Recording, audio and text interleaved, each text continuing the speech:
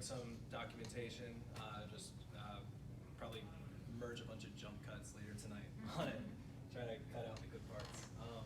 So let's go around and everybody introduce themselves. I'm Nick.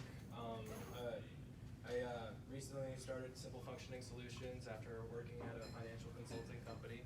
I'm trying to lean more into digital asset development and marketing and branding, because me and my buddies have plenty of experience with database and cloud architecture. So we kind of like to be a one-stop shop. Let's dive into it.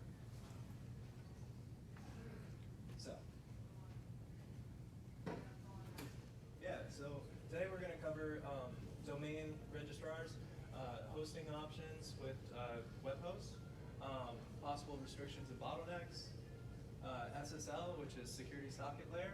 We'll go into that later. SEO, search engine optimization, online presence, and what to look for in web hosts, content management, and security. So these kind of all tie in together, but basically it's more of your full organization and company portfolio and products that you're trying to serve to people through the internet, right? So I'm just trying to go over all these topics to kind of try to put it together as much as I can, and then we'll have like a Q&A session later if you guys are working on anything and have some specific questions I could help you out on. Cool. So there's a bunch of different domain or places that you can get a domain name. Most common one's GoDaddy. Second common is probably Namecheap. GoDaddy likes to sell you the hosting with the domains, and this isn't an issue, but if you're looking to have scalability in the long run and you don't want to have to transfer domain ownership, it may be better to just pick one and stick with it instead of trying to comply with the hosting and have the owner. You don't have to have the domain on the same web host that you are trying to connect it with. Does that make sense? Yeah, I saw one guy say something I thought was pretty smart too. He's like, have your registration different than your host for the reason of if your site goes down, your email does not. Yeah. So. Yeah, and that kind of makes good sense. That's one of the benefits of the cloud too, is that you can have backup servers and clusters to be able to compensate for a loss of connection or service. And one of the big questions I get when people are trying to first set up their domain name for their company and their organization or their business is how they're going to set up their business email accounts, right? So the simplest way is to set up just an email forwarding. That's what a lot of people do initially, and that's perfectly fine. But when you start, gaining traction and gaining employees, and you're looking for document management and stuff of that nature, the two biggest product solutions are Office 365 and G Suite. These are pretty much a personal preference. If you're going to Microsoft, you're probably looking for more of a legacy feel. Your employees probably are more familiar with Microsoft, so it'll be easier adoption. Google's also great. Office 365 has compliance with PCI compliance and HIPAA, which is the insurance regulations for security, health insurance. So hosting options. So shared hosting. So shared hosting is the most common one out there. That's what you get from HostGator, GoDaddy. Pretty much anybody that sells you for hosting for under $15 a month is generally a shared host, and they will straight up tell you this, and it will be partitioned in separate parts of the web host website. So the way I try to explain it is, think of a shared host as, think of the shared hosting website servers as a pizza, they split it, but there is overlay, right? So think of all the software that you're installing on the website as like toppings on the pizza, right?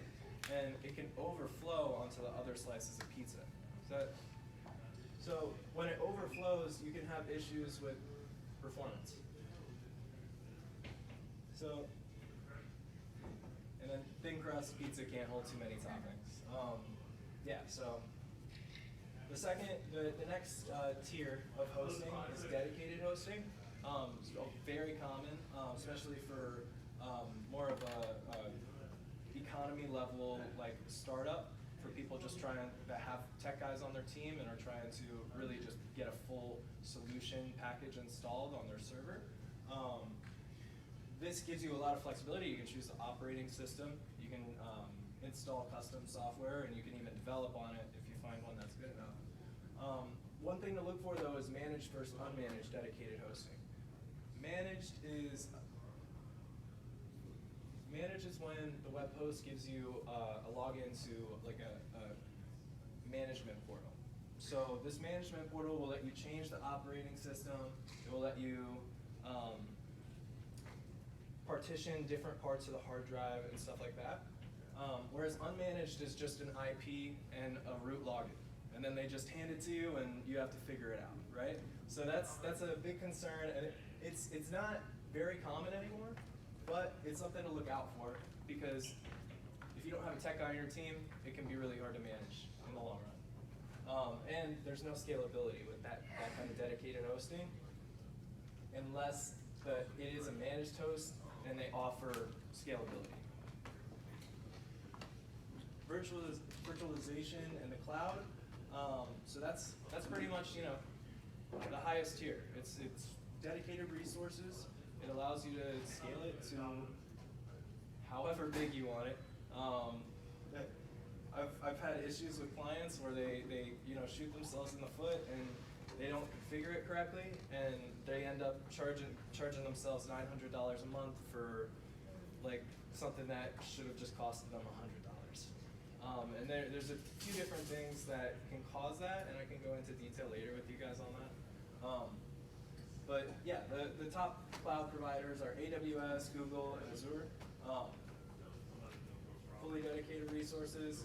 There's no maintenance with the scalability as far as like versus dedicated hosting, but you're still going to have a cloud architecture person go in and make those changes to scale it. Amazon also does a great job of like quick 10-minute tutorials though, so that's to be noted too.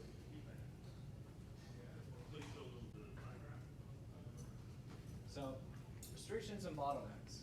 So network speed issues. So most web hosts will just automatically blame the internet provider in your area, right?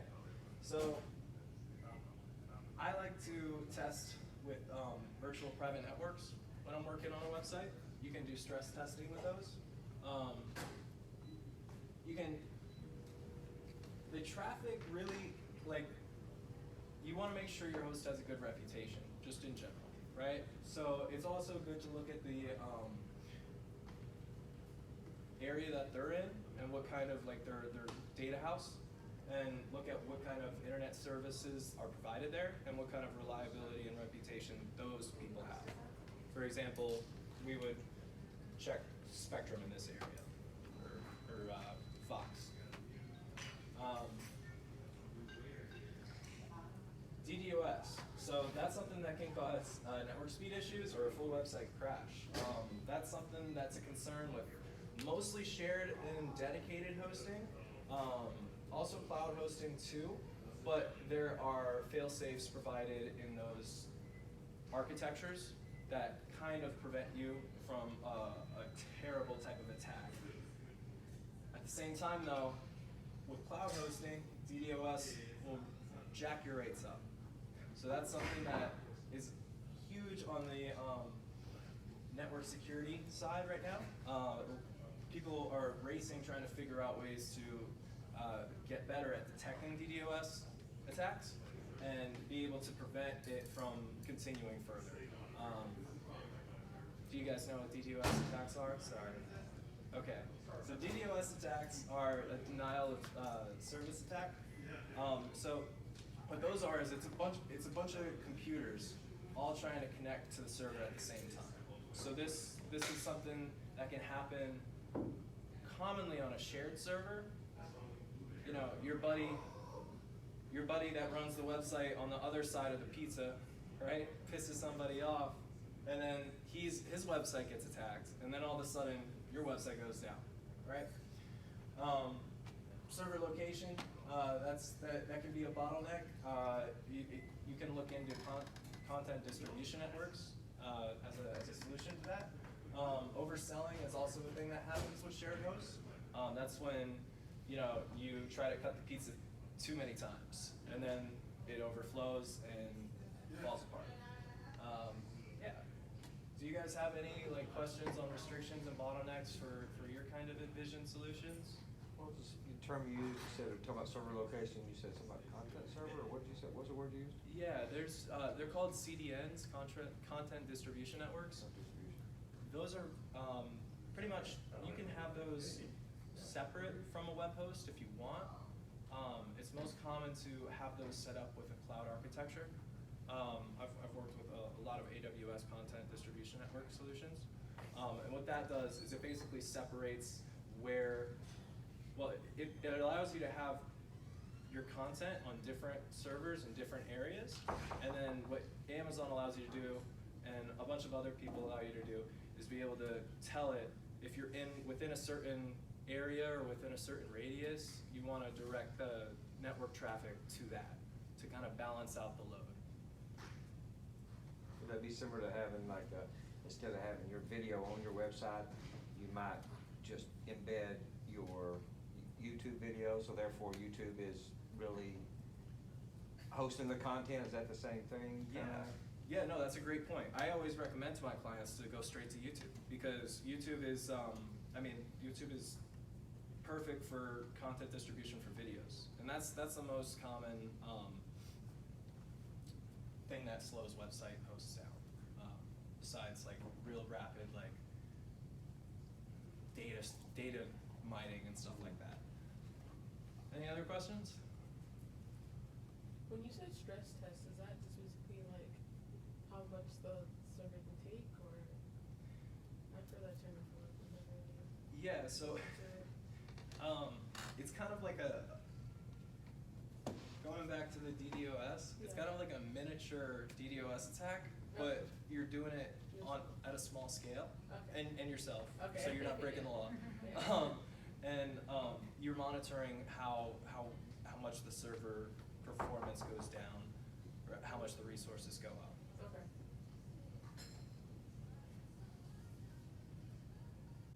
So, getting more into the search engine optimization and online presence, security socket layer.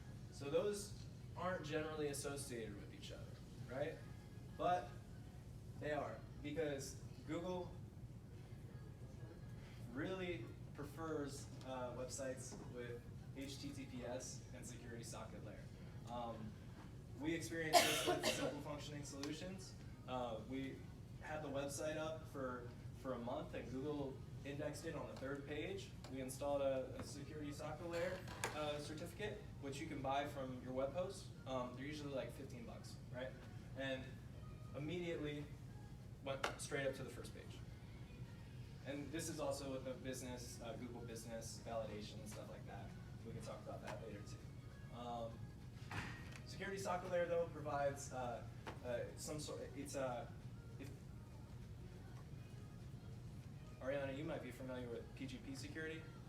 Yeah. So it's basically it enables 2 types of encryption keys, and it allows pretty much no room for anybody to get into it unless they have really, really forensic type experience. And there's not much better security out there. And it's really standard right now. So it's required for PCI compliance if you're looking to sell your products on your website, going for an e-commerce website. Shopify and WooCommerce is an exception because they'll provide a security socket layer certificate and they'll process the credit cards on their server, right? So that's kind of a workaround. As far as scalability goes, you're going to be limited, and you're going to kind of be within a box in the long run. And notice that these people are constantly providing new services. I think I saw Shopify started offering email marketing, competing against MailChimp. So that's something to look out for. Yeah, and then the HIPAA, that security socket layer. If you're working on a web application for hospitals, health insurance, you're going to want to make sure that you're using encryption to comply.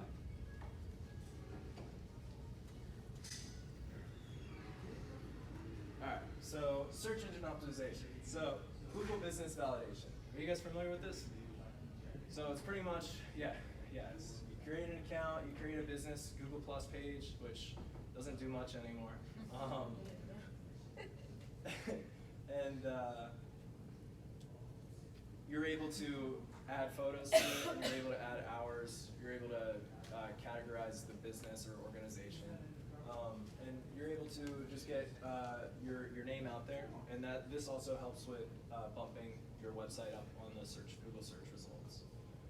And Bing and Apple also have their own type of version of this. You have to go on Apple's website and use an iTunes Connect account to have your business registered in Apple Maps. So that's something to make note of. I use Google Maps on my iPhone, but you know, it's always good to have as much presence as you can.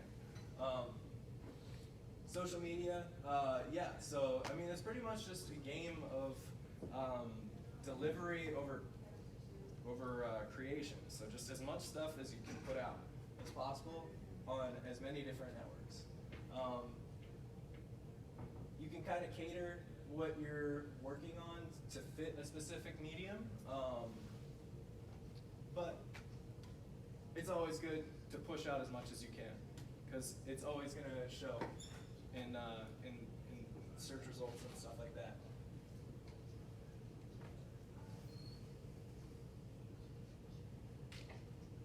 So pulling back and going back to posting red flags,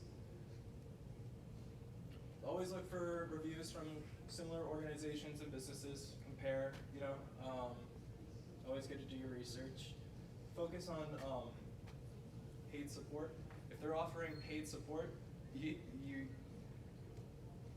could mean two things. It could mean that it's a really good paid support service, or it could mean they're just trying to get money from you, right? So I've worked with web hosts that have had terrible support for free, right? And I've had good experience with some that charge a small fee, an additional fee. So I mean, it's kind of like, you just always good to go on the reviews. Reputation is everything. Unlimited space, some people offer that. Yeah, that doesn't exist. So talking about how other people can take up resources if you're using a shared host, that's something to look out for.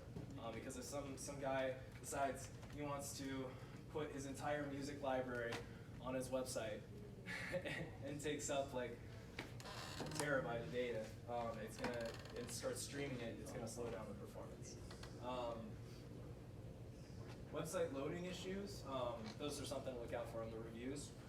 Just look for consistency over a year time span. Look for hosts with multiple data centers. So yeah, pretty much multiple locations ensures, I like to look for at least 3, because that means that if 2 go down, at least 1 can sustain everything. Or if 1 goes down, the 2 can really overcompensate for it, and you won't see much of a performance issue. That does depend, because you don't know how many servers are at each location. But numbers are good. More numbers are good.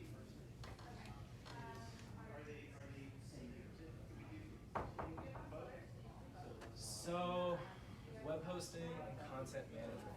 So, I work a lot with this with WordPress. Just working on how to distribute your organization's content, right? Whether it's a product, whether it's a service, whatever it is, How are you managing that within the web environment that you're trying to create? And how do you want to scale it and make it easy for your employees to use? So, what I always like to recommend is have a shared process document that you have in either Office 365 or Google Drive, and have all of your team or your employees all connected to it. And they can see, you have an audit log with Google Drive, which is great, and I believe Office 365 too, to a certain extent. And you're able to just keep track of it. So you can see who's doing what when. It's always good, because especially in WordPress, somebody goes in, they make 5 wrong clicks, and then, yeah, you know. Yeah, so just be consistent when things change. Don't try to change the process after you do it one way. If you try to do it another way, you're going to shoot yourself in the foot eventually. So it's always good to have a solidified, documented process. Security. So kind of goes back to that like DDoS, like security thing. This can be an issue if you're working with a team of developers on a dedicated or a cloud server. There's certain caveats that can allow people to get in to the server. Less on the cloud side and more on the dedicated server side. Just tons of like,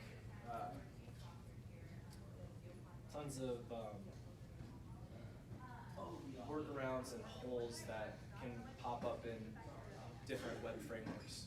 So that's something to look out for too. Just researching what kind of technology you're installing on your web host and server, and make sure that it's not going to create like a security issue in the long run. Yeah. Firewalls. Yeah, always good to look for firewalls with your web host. I mean, they're pretty much all the same nowadays. There's not much to be said about that. File transfer protocol, FTP, SFTP. So this is basically just HTTP versus HTTPS for file transfer. That's all it is. So always try to use secure FTP, because we can have data sniffers hijack your data. It has happened. I've seen it happen. So that's something that you always want to look out for. Yeah, so I always love this topic. So people get into Windows versus Linux. So Windows and Linux Linux is more minimal. It's a lot more open. It's open source, which means that you have a community that uses it and is dedicated to it, but there's not really paid support for it. The support that you're going to get from Linux is going to be going to either your cloud host or a consultancy to handle whatever issue or installation thing that you're having. Windows is like a way, it's a full software package. It has a nice look to it. You have people that have certifications that are meant to work on it and have the training to do it. Linux also has that, but Microsoft is more prestigious and reputable as far as that goes. Something to prevent DDoS attacks is a service called Cloudflare, and that is a way of, it's basically like a screen door on a patio for networking traffic. So it will filter out if you try to like throw a bunch of water at it. I don't know if that. But yeah. Any questions on security? For the SFTP, because right now I'm using FileZilla. Yeah. Without the S. So what's like a good brand, I guess, company to use? So FileZilla supports SFTP. It's just the port that you're hitting. So you're going to want to hit 443. No, 443 is HTTP support. I'll let that. Okay. Yeah. It's Right now I use 21. I think it's 22. Yeah. SFTP is literally, yeah. But one of my questions was, all websites are kind of when you transfer files, it already comes with FTP by default. Yeah. It's just, I know I used to use Transmit. One of my friends gave me like the free app for it, which is it's a really good one. But I updated my computer to Mojave and the app didn't recognize it, so I had to go to FileZilla.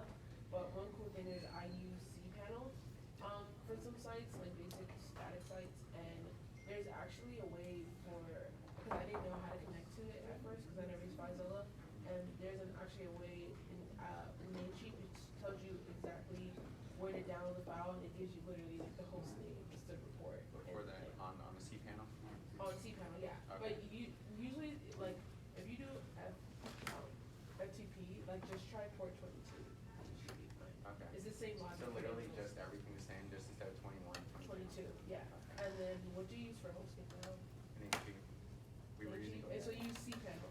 Yeah, yeah. Yeah, so even if that, like let's say you do 22 and it doesn't go through, you can even say like FileZilla, credentials, Namecheap, and they're like I went on a link and it tells you where to go to download that file.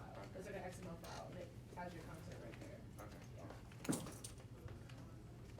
Yeah. And then Yeah. one more thing for the Cloudflare. Is that like is that like a plugin you would have to pay for or? Yeah, I never used it. Yeah, so they have a free service. They also have a paid service. That's something that you go into your web hosting panel, cPanel, and you can install that and set it up. You also have to make some changes to your domain DNS settings, your domain name server settings. Yeah. Is it kind of like another security measure in a way, hopefully? Yeah. So if you go on like a bunch of heavy data websites, Yeah. sometimes you'll get like an orange cloud, and it's that basically validates your IP address and your network to make sure that it's not a part of some like hacking network bot. Yeah, there's an option on their website. It's like, are you under attack? Yeah. No, you don't want to be under attack. Yeah. So basically, Cloudflare is like equivalent to CAPTCHA. So when you go on your web, Oh, okay. it's basically a secure that equivalent, but for a website.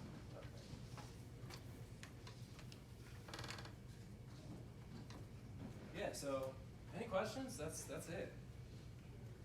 Might have been talking too fast. Thoughts on AWS? I wasn't sure how depth you were going to go on that, but do you use it Yeah. as of right now? What's your thoughts? Because right now I just do it if I'm doing freelance work or client wants it on AWS. You can do static hosting and then you can do kind of like a temp URL to give them, which is great. But when I see the dashboard, it's kind of overwhelming because it's S3 and I want to learn it, but it's like intimidating at the same time. Yeah. So Amazon has great 10-minute videos, like how-to videos. I'd take a look at those. Yeah, I can go in depth with you about like if you're looking for like more of like there's best practices and then there's ways that you can set stuff up. Yeah. And I've gone into a bunch of different clients that kind of just really like may have overthought the architecture or just had some misconceptions or just were thinking of their product in a different way or their solution in a different way. So there's tons of different ways. Amazon basically offers like domain name server hosting, so you can manage your domain redirection and where those IP addresses, how your customer or employee will connect to the web host, the server. They also have storage hosting. They have basically managed dedicated hosting with unlimited scalability. And then they have a bunch of different other services for like notifications, for easy distribution, content, CDNs, content distribution networks. Yeah, I just came across their 10-minute tutorials. Yeah. Check that out. They haven't really did that, so it's great. No, they're awesome. I've handed it to all my guys, and they said it's super helpful. Okay, Because, cool. yeah, I went through a bunch of like 1-hour YouTube videos. I'm Yeah. still working on Or some like of my trial and error certifications. even sometimes, like setting it up, and then like finding when I was able to figure out how to run my files that are locally on my computer, and then run this recursive script, and it sends it to anyone that's through. It's like, okay, well, it's cool, but I don't know what's going on, but I did something. So yeah, that helped. Cool. Well, so Amazon is doing paid for, per month, like SiteCloud or anybody else are doing that type of hosting? I didn't. Yeah, yeah, thank you for bringing that up. Or are they more just the backside of a HostGator or a SiteGround or somebody like that? I don't know. Yeah, so instead of giving you like a little piece of resources, Amazon gives you like a rock, right? And then you're able to like grow that over time. Rock was a terrible example. But cloud services are, you pay for what you use. So if you get 10,000 people visiting your website one month, and then 100,000 help you, Lord help you, the next month, you're gonna have a bunch of, it's gonna cost 10 times as much. Well, I'm just saying, I didn't even know that they are, when I'm looking at hosting and trying to see the different reviews and that sort of thing, I don't see Amazon, or are they more just a backbone for these other companies, kind of like storage? They're a backbone for storage, you can use them directly, but they do storage for, they're a backbone for other companies who are just the marketing, kind of company, but I didn't know they were doing. Can I go there and buy the monthly plan on Amazon like I can GoDaddy or anywhere else? Or? So no, so it's kind of like, think of it as like a. They don't have a cPanel and all that sort of thing, or they do? They have their own, but they're set up their own way. So think of like shared hosting and managed dedicated hosting as like more of like a product, and like AWS, Azure, and some Google now coming out as more of like a wholesaler, right? So some hosting companies may tell you that they're using that, but a lot of hosting companies just have their own dedicated resources that they split up. So that's something to look out for. But so my question is, does Amazon, though, do they have, just like if I'm going to go on SiteGround or any of those, GoDaddy, HostGator, any of them, do they host in that way? Like you go on there and you get the starter or the business or the different type of hosting platforms like that? Or are they offering that publicly like that, or? No, so it's more of just like what you want installed. Like, so if you go with HostGator and you want to create like a blog, you have WordPress and you have a few different other options. And then you also have like their own, like what you see is what you get type builders, like the drag and drop stuff. Pretty much equivalent, almost equivalent of like Wix and Weekly. Yeah, so. Cool. Any other questions? So like say a Weekly or Wix or somebody might be using Amazon as their backbone maybe or something, or they probably don't. I don't know if they have their own servers. I don't know if you know the answer to that. I think Wix in particular is really popular, or at least they're highly marketed. Yeah. Do they have their own servers, or do you know how? Yeah, so I'm not sure about Wix and Squarespace and them. I'd like to think that they have their own dedicated servers optimized with their like management frameworks. At the same time, they could just be a customer of Azure or Amazon. So Tell me a little bit about Azure. I think I've heard the name before, but I don't know exactly who they are. So it's Microsoft's cloud platform. Okay. Yeah, so it basically, it's a little bit cheaper of a solution if you know that you're going to be using Microsoft. And it also has Microsoft support included. So, yeah. Do you have a preference of which hosting you would say use? You might have already put that, but. Yeah. So, if you're going, for like a small-based website and you're not like a online store, you shouldn't be too worried about like large scalability. And when that comes, you'll be able to replicate whatever you have on the shared host on a cloud hosting solution, or Amazon. So I always recommend shared hosting, a good reputable company. I don't like to tell anybody what to do, so I like to have my clients I like to weigh the options with them and have them decide, to make sure that we have full transparency. If you know your website's gonna blow up, is it smart to just go with it? Is there a reason you wouldn't go with the big one first? Is it price? No, it's more of just the entry setup difficulties for just the common person. But if you're surrounded with technological people, yeah, it's not that much of a barrier.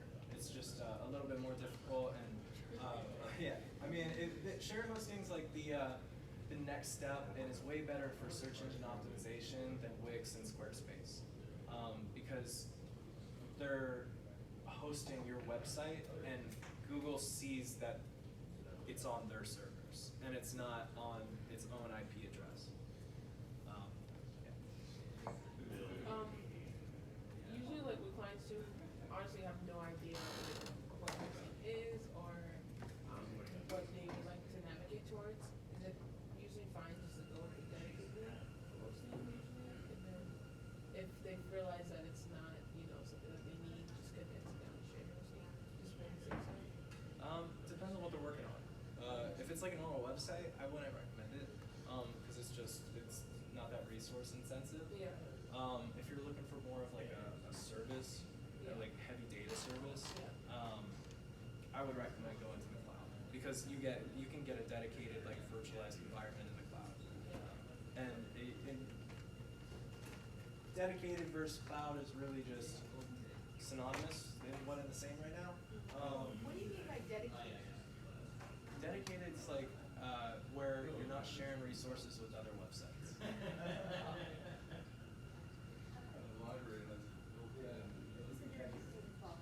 Going back to the question, you said that Google sees that whether you're using an IP address or something else. What does that matter to Google? Do they see things when they see that? When you were talking about. Say that last part again.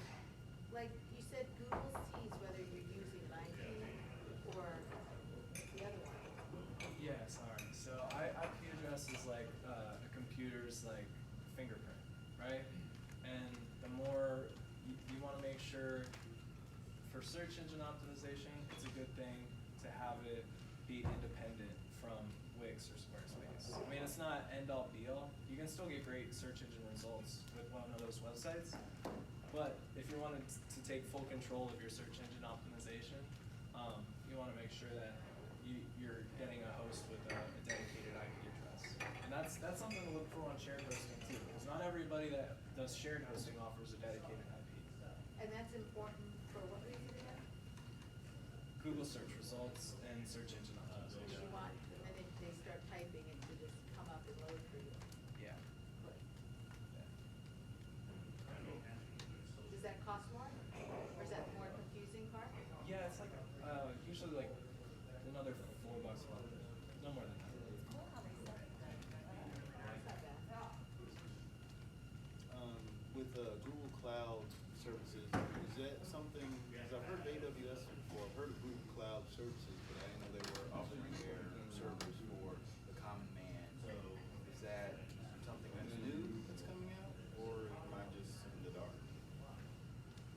That was my question, maybe. I didn't know they were offering it to the everyday guy. I didn't know that. In all the reviews I see, and they talk about the different comparing hosts, I never see Amazon, so I didn't know they were offering it like like you say, to the everyday guy could go in there and buy the different hosting packages. You're saying that they do though offer that. It's just different style than from a Bluehost or something. Yeah. So it's a lot more complicated, less user friendly, less intuitive.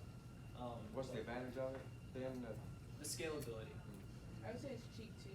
Like, one of my friends had it for a couple years, and they don't start charging a lot until you hit like 300,000.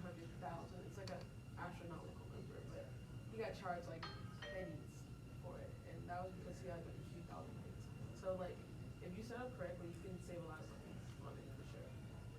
A lot of them save a lot of money on which one? On hosting wise, like if you have like your personal website, like for him, just has a personal website, but he gets a lot of traffic to it.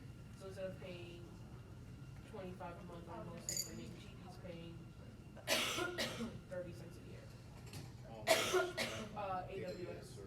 AWS, yeah. So that's just one thing I would say, like I like to save money, so. Yeah. Are those things That's a you, great point. like you and your company and team set up for people, AWS and Google, such like that? Yeah, yeah, so that's something that we handle.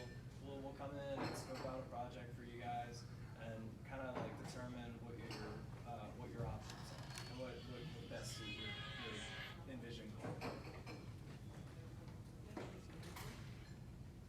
Cool. All right, well, thank you guys for coming. All right, good job. Yeah, thank you. Great job. I forgot our company flyer at home, but it's simplefunctioning.solutions.com. You can add us on Instagram and Facebook and LinkedIn. There's brochures for StarterStudio if you're interested. Casey at the front desk will probably be giving a tour if you guys are interested. And yeah, thank you for coming. Tell a little bit more about your company. Yeah, so Simple Functioning Solutions. So pretty much we work with web solution, app development, and media development. So trying to merge as much as dynamic abstract creativity as we can with web solutions and web development. At the same time, my guys are heavily experienced with database architecture and huge SQL guys. So they're totally into working with financial applications, and we're just trying to blend the intuitiveness of web solutions and mobile apps. So, yeah. Awesome. Cool. Thank you guys for your time. Thank you so Yeah. much.